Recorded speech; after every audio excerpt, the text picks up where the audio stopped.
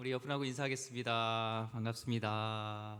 또 얼굴 뵈니까 너무 기쁩니다. 예.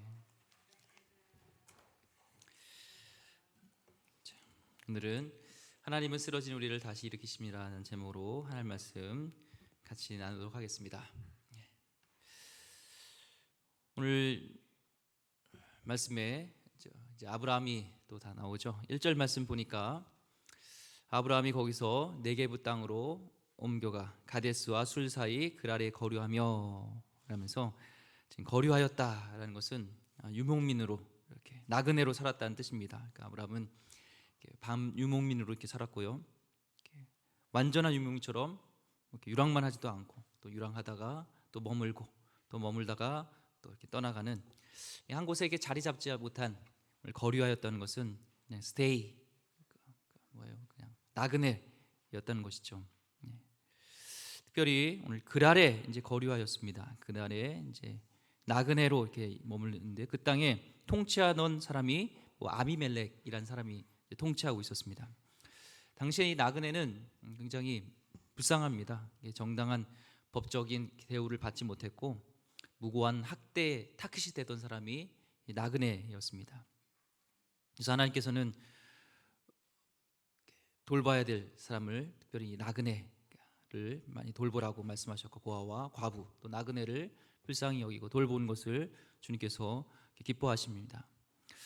미래에는 이 아브라함이 분명히 어떤 민족을 이루는 그런 믿음의 조상이 되고 그렇지만 지금 하나님 명령에 순종하여 갔을 때 확실한 땅이 확보되지 않는 나그네 인생이었던 것을 봅니다.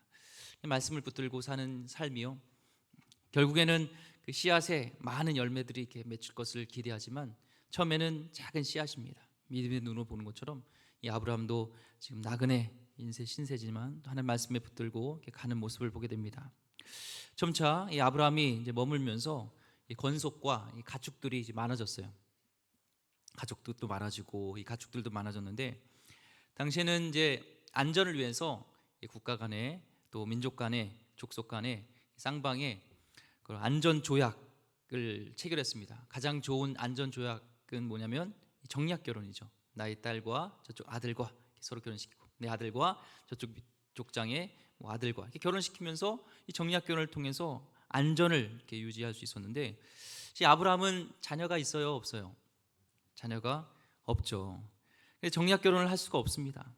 대신 누가 있었냐면 미모가 아리따운 우리 권사님들 우리 집사님처럼 미모가 아름다운 이 사라가 있었던 거예요. 사라가 이 나그네였던 아브라함이요 법적인 정당한 대우도 받을 수 없고 어떤 무고한 학대의 타깃이 될 수 있는 그런 상황에서 만약에 이 사라를 자기 아내라고 이렇게 얘기한다면 그랄 지역을 통치하던 이 아비멜렉이 이 사라를 얻기 위해서 이쁜 자기 사라를 아내를 얻기 위해서 자기를 죽일지도 모른다는 그런 생각 때문에 이 아비멜렉에게 사라는 내 누이입니다 이렇게 속였습니다. 이 오늘 말씀의 이제 배경이 그 배경이잖아요. 자기 아내를 누이로 속이는 장면이 나오는데 이 말씀을 읽으면서 비슷한 장면이 떠오르지 않나요? 우리 창세기 12장 우리 같이 보면은 12장에 보면은 지금 25년 전입니다. 이제 아브라함이 하란을 떠나서 이 가나안 땅으로 갔을 때 가나안 땅에 이르렀을 때 이제 기근에 시달리잖아요. 기근이 갑자기 심해졌습니다. 그때 아브라함이 이집트 땅인 애굽 땅으로 가죠. 거기서 생명을 보존하기 위해서 이제 뭐라고 하면 애굽 사람이 그대를 볼 때 이르기를 이는 그의 아내라 하여 나는 죽이고 그대를 살리리니 원하건대 그대는 나의 누이라. 그러면 내가 그대로 말미암아 안전하고 내 목숨이 그대로 말미암아 보존되리라. 지금 처음이 아니에요. 지금 거짓말 시키는 장면이요. 또 똑같은 모습이 나타납니다. 결국은 애굽에 가서 이 거짓말로 인해서요 이 쓰디쓴 경험을 하잖아요. 그리고 또 거기서 이스마엘의 어머니가 된 하갈을 데리고 와서 이스라엘과 계속적으로 이스마엘 민족 지금 아랍과 이스라엘이 이렇게 계속적으로 분쟁이 일어나는 싸움이 일어나는 그 불씨가 바로 이 애굽에서의 아브라함의 잘못된 결정과 또 이런 여러 가지 실수로 인해서 그렇게 빚어진 모습이 있었습니다. 결국 그 상황에서도 주님의 은혜로 이 문제가 잘 해결되어지고 이제 돌아왔던 모습이 있죠.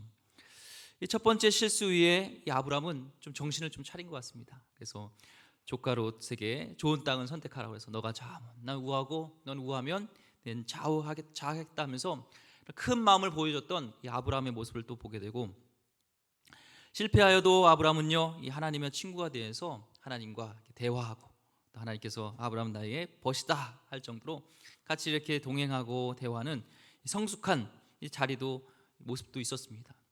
그런데 지금 이제 아브라함이 그렇게 거짓말하고 실수한 25년이 지났는데 똑같은 이 범죄를 반복하는 것을 보게 됩니다.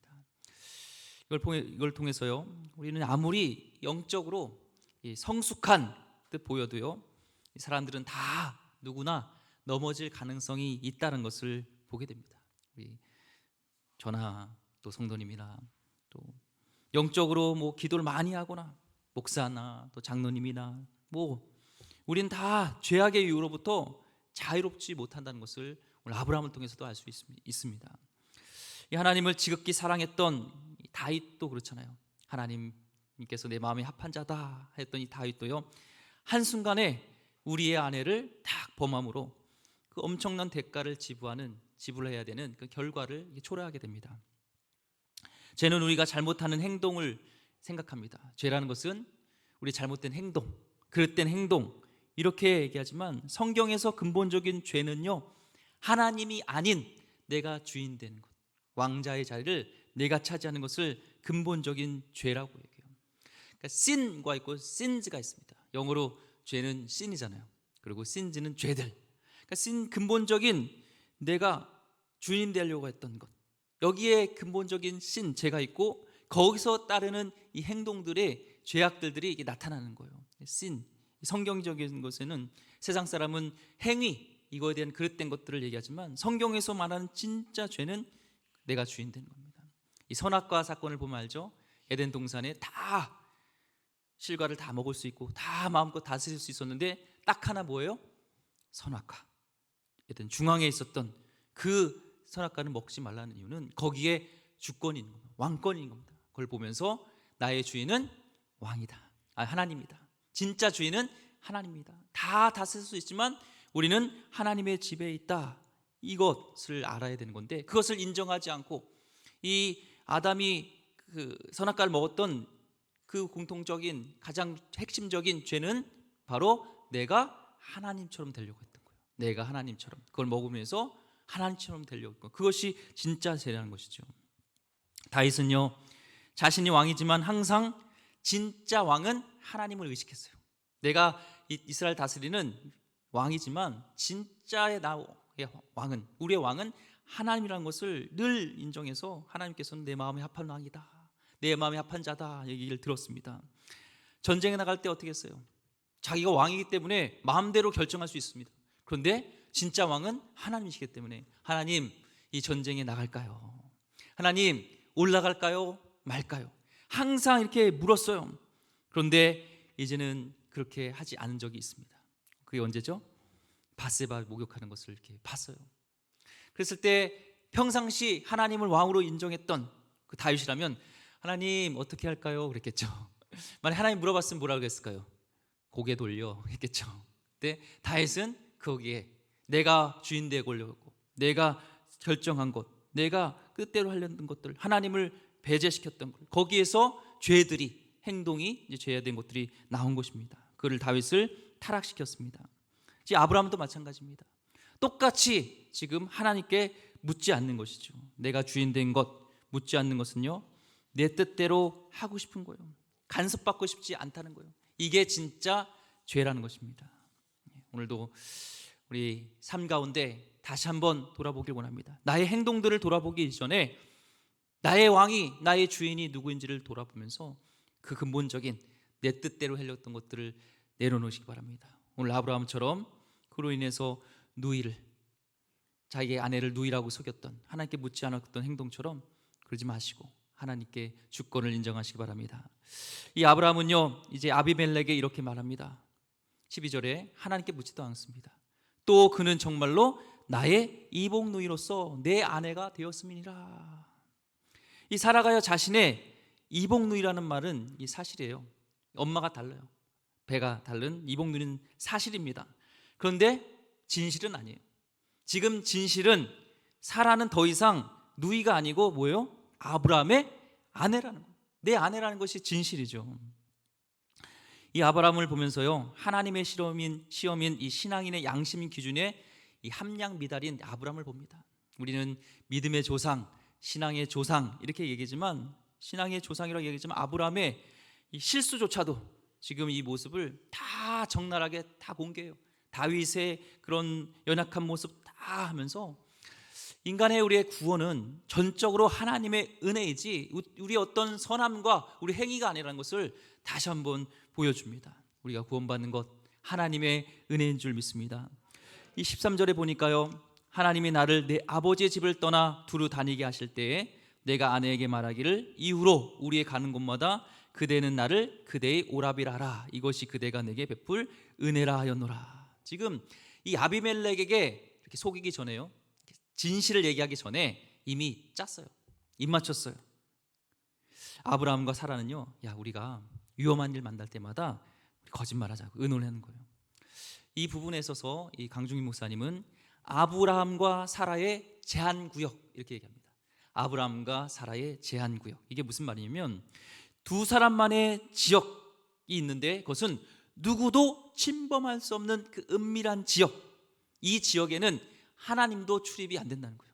그런 지역을 지금 아브라함과 사라가 만들었다는 겁니다. 우리도요, 나도 모르게 우리도 모르게요, 이런 제한구역이 있습니다. 이 구역은 하나님도 누구도 아무도 간섭할 수 없는 이 부분이 있다는 거예요. 여보, 있잖아, 이 세상을 하려면 이것만은 어쩔 수 없는 인 것 같아. 야, 이것 좀 타협하자. 이거는 안 돼. 우리가 말씀대로 다 살아가고 신앙인으로 살아가지만 이거는 타협하자. 지금 이 아브라함과 사라가 이 작전을 지금 펼치는 겁니다. 이 작전을 짜고 세상의 가치관과 타협하고 사는 그런 부분을 지금 얘기하는 것입니다. 우리는요, 평상시 때는 이게 잘 안 나타나요. 그런데 위기가 부딪혔을 때 하나님을 전적 의지하기보다 그 상황을 모면하기 위한 특별한 계획을 이렇게 짠다는 것이죠. 그러나 하나님은요, 우리가 모든 것을 다 드러내놓고 하나님만 전적으로 의지하며 살기를 원하신다는 겁니다. 이 아브라함과 이 사라는 그 지역에 있었다는 거예요. 전적으로 어려움도, 나중에 보면은 목숨에 대한 두려움도, 이 모든 것도 주님께 맡기고 전적으로 주님 의지하고 나가야 되는데, 이 아브라함과 사라는 이 부분은 하나님 의지하지 말고 우리끼리 우리가 수단으로 해보자, 세상의 방법으로 우리 나가보자 했던 이 부분이죠.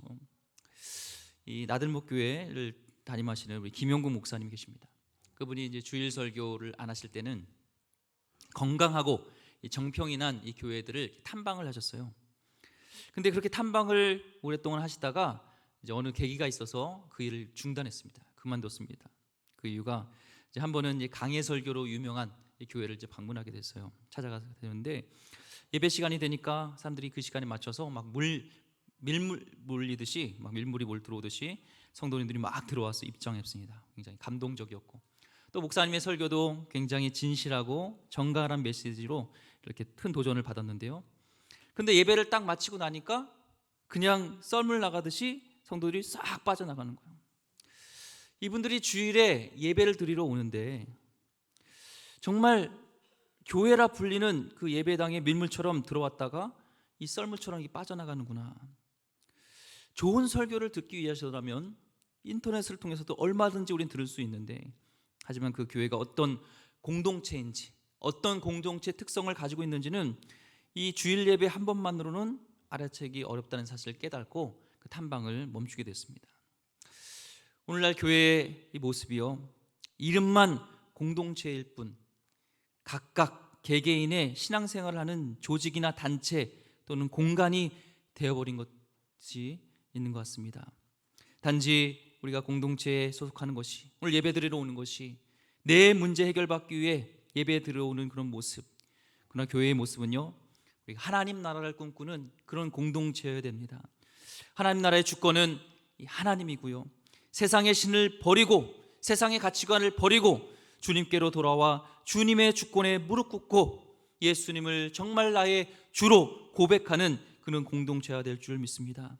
자신의 인격과 삶의 현장에서요, 정말 하나님의 주되심을 인정하며 살아가는, 그걸 애쓰는 그런 공동체가 되길 소망합니다.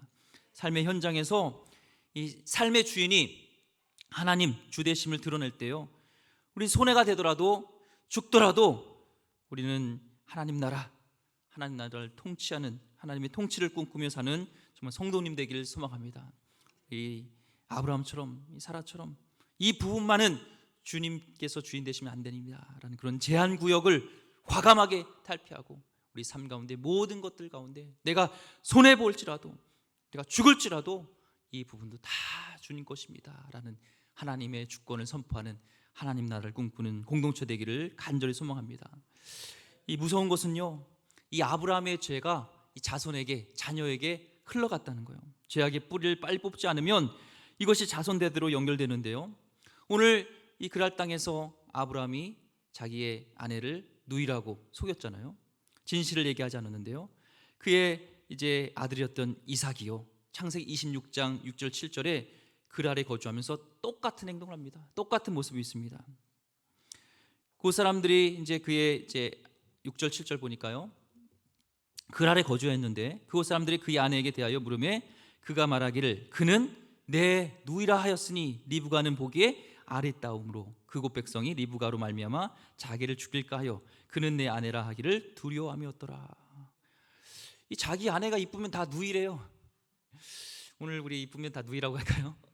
지금 똑같죠. 아브라함이 했던 것과 똑같습니다. 토시 거의 다 안 틀려요. 그대로 하면서 이 죄가 유전되는 것을 보게 됩니다. 아들 이삭이 흉년이 들었을 때 그랄 땅이 거했고요, 그때 이삭은 아버지 아브라함과 똑같이 죄를 범합니다. 죄의 영향력이 무서운 것을 보면서 그 자녀들까지 그 폐해가 임하는 것을 보게 됩니다. 이렇게 아브라함은요 참 연약했어요.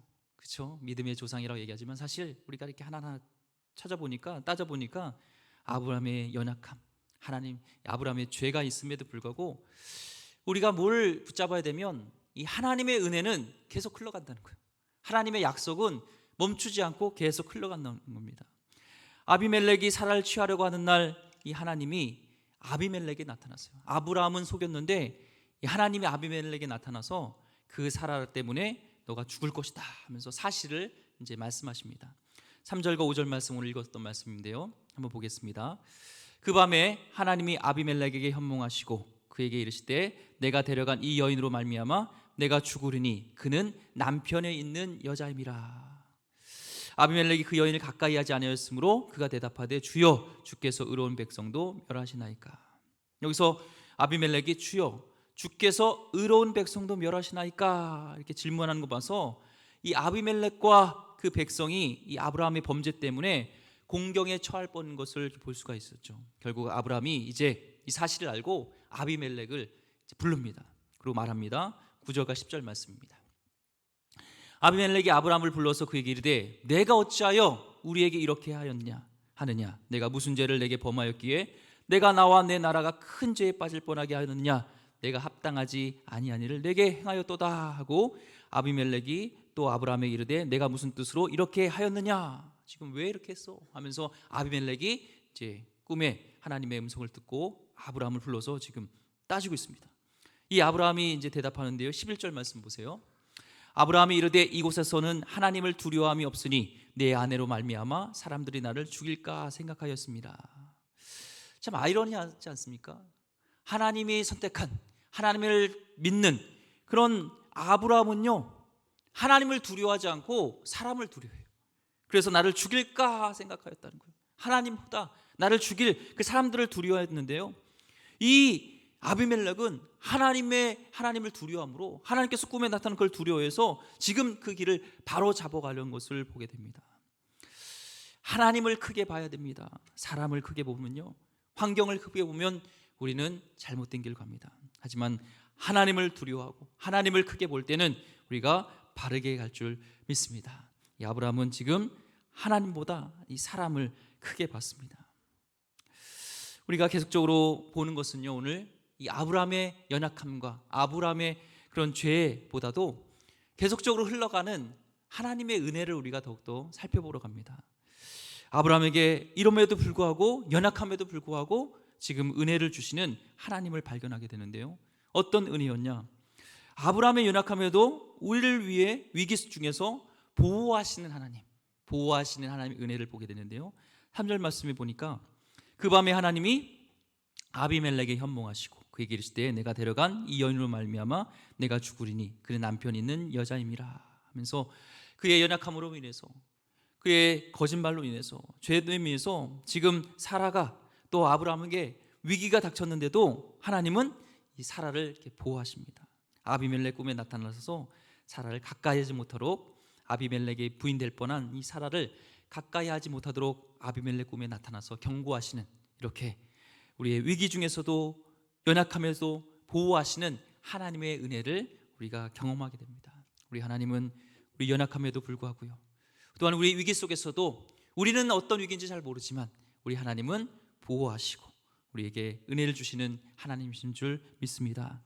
또한요, 우리의 실수에도 풍성하게 주시는 하나님이요, 이렇게 죄를 지고 거짓말했으면 그냥 뭔가 이렇게 꿀밤을 주든지 한다 때려도 현찮은데, 하나님은 우리 14절과 16절 보니까요, 아비멜렉을 통해서 어떤 일을 베풀게 하냐면, 아비멜렉이 양과 소와 종들을 이끌어 아브라함에게 주고 그의 아내 사라도 그에게 돌려보내고 아브라함에게 이르되 내 땅이 내 앞에 있으니 내가 보기에 좋은 데로 거주하라 하고 사라에게 이르되 내가 은청계를 내 오라비에게 주어서 그것으로 너와 함께한 여러 사람 앞에서 내 수치를 가리게 하였노니 내 일이 다 해결되었느니라. 오히려 이런 어려운 상황, 실수했는데도 하나님은 풍성한 은혜를 주셨어요. 그래서 아비멜렉 통해서 양도 주고 소도 주고 종들도 주고 또 사라에게는 은청개씩이나 주는 그런 하나님의 베푸시는 풍성한 하나님의 은혜를 우리가 알 수가 있습니다. 시편 103편 8절 말씀이에요. 우리 같이 읽어볼까요? 시작. 여호와는 긍휼이 많으시고 은혜로우시며 노하기를 더디하시고 인자하심이 풍부하시도다. 아멘. 우리 하나님은요, 긍휼이 많으시고 은혜로우시고 모든 것들을 풍성해 주시는 하나님인 줄 믿습니다. 우리 하나님을 너무 오해하세요. 우리 하나님은 나이가 이렇게 실수하면 때리고 혼내고 이런 하나님을 생각하지만, 우리 하나님은 품어주시고 그 연약함에도 불구하고 풍성한 은혜를 주시는 우리 하나님인 줄 믿습니다. 우리 주님을 기억하면서 삶 가운데 우리 주님을 끝까지 붙드시길 바랍니다. 또한 우리 하나님의 주시는 은혜는요, 끝까지 믿어주신 하나님이에요. 끝까지 믿어주시는. 저 같으면은 이 아브라함 이 정도 되면 야 됐다, 너는 믿음의 조상 될 자격이 없다 하고 다른 사람을 좀 택하든지 할 것 같은데, 우리 하나님은요, 연약하고 넘어지고 실수투성인 이 아브라함을요 또 끝까지 믿어주세요. 7절 말씀 보니까요, 이제 그 사람이 아내를 돌려보내라. 그는 선지자라. 그가 너를 위하여 기도하리니 내가 살려니와 내가 돌려보내지 아니하면 너와 내 속한 자가 다 반드시 죽을 줄 알지니라. 지금 이 아비멜렉의 잘못은 아닌데 지금 사라를 취함으로 인해서 하나님이 경고를 준 게 이 태문이 다 닫혔어요. 아비멜렉의 가족도 또 그가 있는 그런 권속들 중에서도 또한 그런 밑에 있는 부하든 종이든 다 태문이 이렇게 닫혔어요. 그때 하나님이 해결책을 말씀해 주십니다. 누구냐면은 선지자를 통해서 기도하게 하시는 거예요. 근데 선지자가 이게 누구예요? 그 선지자가 바로 아브라함이죠. 이 성경에서 선지자는 이 히브리어로 나비라는 단어가 씁니다. 나비는 하나님의 부르심을 받은 자 혹은 하나님의 말씀을 선포하는 자로서 하나님의 입술이라는 그런 뜻이 있어요. 그러니까 이 선지자가 해야 될 것은 구약에서 두 가지인데요, 하나님의 말씀을 백성들에게 전하는 일, 바르게 하나님 입술 역할을 하는 일과 또 하나는 백성들을 위해서 하나님께 중보해 주는 그 역할, 이게 선지자의 역할입니다. 하나님은 지금 아브라함의 연약함을 보는데도 끝까지 하나님께 중보를 하는 선지자의 역할을 지금 맡기시는, 신뢰하시는 이 하나님을 보게 됩니다. 우리 하나님은 우리를 끝까지 믿어주시는 하나님이시고요, 그 하나님의 은혜가 흘러가는 것을 보게 됩니다. 이 하나님이 아브라함을 오늘 말씀 통해서 다시 일으키십니다. 우리 하나님은 우리의 연약함을 보시고 넘어졌을 때 또 다시 일으키시는 분입니다. 17절 말씀에 아브라함이 하나님께 기도하며 하나님이 아비멜렉과 그의 아내와 여종을 치료하사 출산하게 하셨으니. 지금 태문이 다 닫혔는데 아비멜렉 가족에 지금 아브라함이 하나님께 기도하며 지금 그 치료되는, 출산하게 되는 그 일들이 일어납니다. 아브라함은 선지자 위치에서 이 아비멜렉을 위해서 기도했고요. 비록 아브라함은 쓰러졌지만 다시 일어설 수 있는, 회복시키는 우리 하나님을 보게 됩니다. 이 성경을 보면요, 하나님이 쓰신 인물들을 보면은 완벽한 사람이 아니에요. 퍼펙한, 완벽한 사람이 아니었습니다. 오히려 성경의 인물들 보면요, 완벽하기보다 실수를 저지르고요, 범죄 가운데 있었던 사람이 있는데 다시 주님으로 인해서, 주님의 은혜로 인해서 용기를 가진 사람들이 바로 하나님께서 쓰셨던 인물입니다. 베드로는 어때요? 주님을 3번 부인했던 사람이죠. 결단코 내가 주님을 부인하지 않겠는다. 그런데 주님을 부인했던 베드로. 모세와 다윗, 야곱, 사도 바울 다 생애를 보면요, 쓰러졌던 경험, 그런 모습 속에서도 하나님은 다시 일으키시고 거듭 은혜를 주시는 그런 분이십니다. 우리는 연약해서 거듭 실수할 수밖에 없지만 주님의 은혜는요, 우리를 다시 일으켜 세워주십니다. 이 성경이 말하는 은혜, 오늘 말씀 가운데 우리가 은혜란 단어는 없지만 이렇게 아브라함의 삶 가운데 흘러가는 은혜가 있습니다. 우리 삶 가운데도 마찬가지입니다. 은혜가 우리 가운데 있습니다. 성경이 말하는 은혜가 뭘까요? 그것은 하나님께서 우리에게 값없이 주신 선물입니다. 여러분 매일 호흡하고 계시죠? 호흡 안 하시나요? 호흡하시죠? 먹고 마시는 분 있나요? 안 마시는 분 있나요? 먹고 마시죠. 우리가 매일 호흡하고 먹고 마시고 사랑하고 살아가는 것, 이 모든 것이요, 이것을 일반 은혜라고 합니다. 일반 은혜예요. 우리가 이렇게 살아가는 것 자체가, 지금 여기 있는 것 자체가 하나님의 일반 은혜가 있는 것입니다. 또한 예배와 기도 가운데요, 하나님을 깨닫고 감격하는 복이 있어요. 하나님의 은혜, 이것은 하나님의 자녀에게만 허락한 그분의 특별한 은혜입니다. 우리는 또한 특별한 은혜를 받은 자입니다. 그렇다면 은혜 중에서 가장 큰 은혜가 있다면 그건 뭘까요? 말할 것도 없이 예수 그리스도이십니다. 하나님은 우리에게 가장 필요한 것을 주기 위해 하나님이 자신에게 가장 소중한 분을 선물로 내어주셨어요. 에베소서 2장 8절 말씀에 너희가 그 은혜에 의하여 믿음으로 말미암아 구원을 받았으니 이것은 너희에게서 난 것이 아니요 하나님의 선물이라. 우리에게 선물로 거저 구원을 주시기 위해서 예수 그리스도를 주기 위해서요, 가장 소중한 하나님의 소중한 이 자녀를요 선물로 내놓으신 겁니다. 여러분 한번 삶 가운데 한번 고급 승용차 있죠? 정말 비싼 고급 승용차, 정말 비싼 고급 승용차가 뭐가 있을까요? 하여튼 굉장히 좋은 승용차를 선물로 받았다고 생각해 보세요. 와, 좋으시겠죠? 이게 쉽게 일어나는 일은 아닙니다. 그렇죠? 우리 인생에 한번 일어날까 말까 없을 수도 있습니다. 그러나 우리가요, 이 거저 받은, 선물 받은 승용차는요, 우리가 받은 구원에 비하면 사실은 별것도 아닌 거예요. 여러분 승용차를 선물 받았을 때 뭔가 자격이 있었을까요? 있었을 가능성이 높습니다.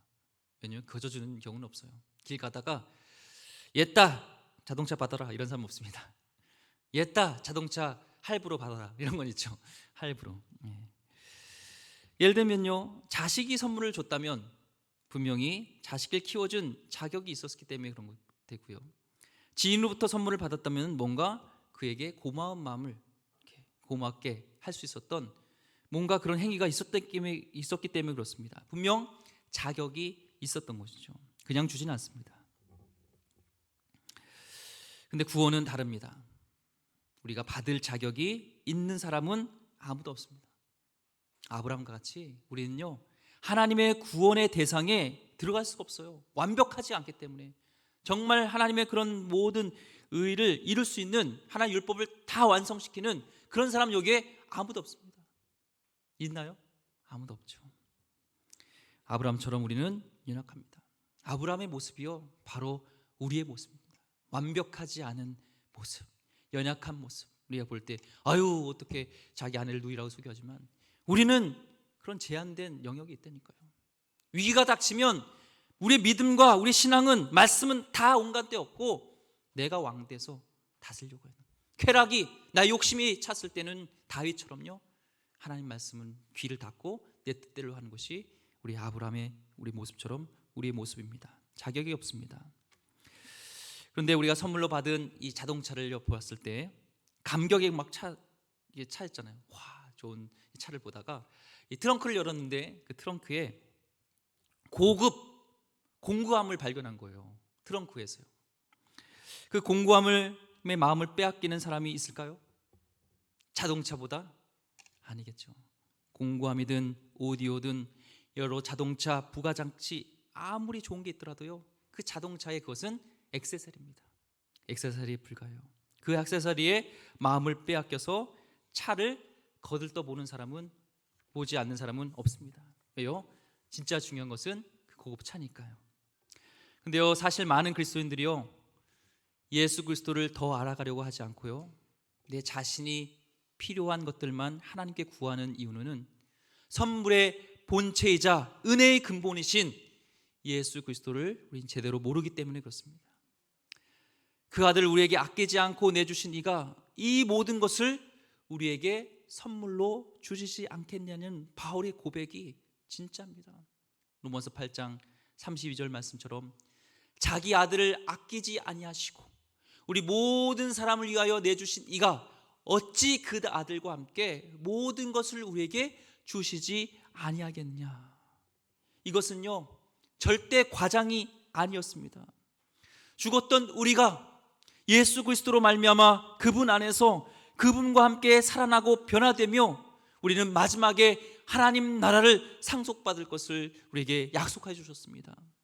이 모든 것이 바로 우리에게 주신 은혜 중에 가장 큰 은혜입니다. 그 주님의 은혜로요, 우린 다시 일어설 수 있습니다.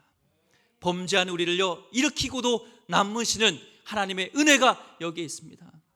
여러분, 오늘 붙잡을 것은 아브라함에게 베풀으신 그 은혜가 합니다. 그것만이 아니라 정말 우리에게 주신 예수 그리스도의 은혜, 우리에게 그 예수 그리스도를 통해서 구원을 주시게 해서 가장 하나님께 소중하셨던 예수 그리스도를 내어주신 그 은혜를 생각하면서 오늘 여러분 어떤 환경에 있든지, 어떤 범죄함에 있든지, 어떤 연약함에 있든지 다시 일어나시는 귀한 성도들 되기를 주의 이름으로 축원드립니다. 기도하겠습니다. 하나님, 우리 아브라함을 보면서 정말 우리는 또 쓰러지고 정말 믿음이 성숙한 것 같지만 다시 또 연약한 모습을 보이며 금지 제한 구역을 두어서 하나님이 통치할 수 없는 그곳을 두고 이 부분은 내가 주인 되어지고 또 내 뜻대로 살아가는 우리 연약한 모습을 봅니다. 그럼에도 불구하고 하나님께서는 그를 다시 일으켜 세워주시고 용서해 주시고 싸매 주시고 또 회복시켜 주시고 끝까지 신뢰해 주시는 우리 하나님을 보게 됩니다. 하나님, 우리 은혜 중에 은혜는 예수 그리스도를 우리에게 주신 은혜인 줄 믿습니다.